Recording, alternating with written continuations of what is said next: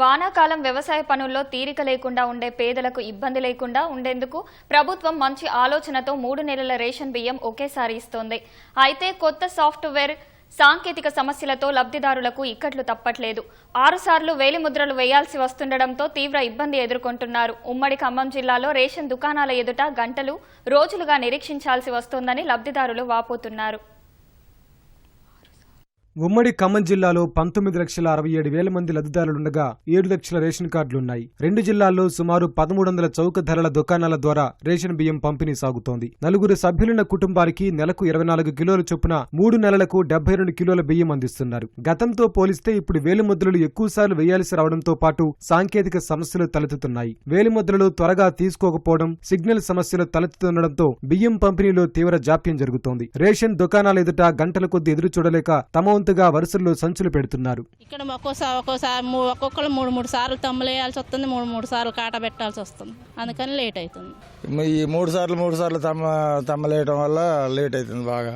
అది ఆ మిషన్ ఆగిపోతుంది, అప్పుడప్పుడు బాగా లేట్ అవుతుంది సార్. భోజనం చేయకుండా టిఫిన్ చేయకుండా వచ్చినాయి సార్. ఒక తంబుతోటే మునుగుటాలుగా 3 సార్లు ఇస్తే సరిపోతుంది. 3 అయిపోయేసరికి లేట్ అవుతుంది. జనం అల్లాడుతున్నారు ఈ ఎండలకి. 4-5 సార్లు వచ్చా, ఇప్పుడు వచ్చా, మళ్ళీ ఈ 3-4 సార్లు వచ్చా. నిన్న మొన్న అవతల ముందు వచ్చా. లేట్ అవుతుంది కొద్దిగా, అంతే.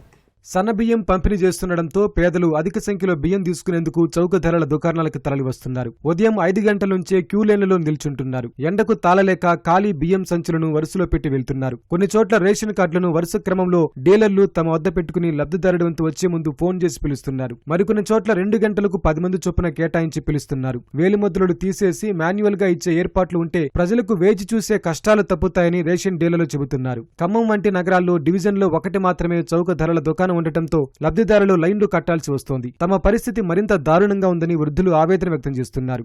ముసలోళ్ళ సంగతి ఏంది, మేము రాలేము, నడవలేము, ఎట్టా మరి ఏం చేయాలి? నేను మా ముసలేక బాగలే, మరి ఏంది మా పరిస్థితి? పొద్దడు పూట ఆడ పెట్టిపోయినా మీరు లేరని నా పక్కన పెట్టారు, ఉన్నోళ్ళే రాసుకున్నారు. ఒక్కో కార్డుదారికి దాదాపు అర్ధగంట సేపు పడుతుంది పంపిణీ చేయాలంటే.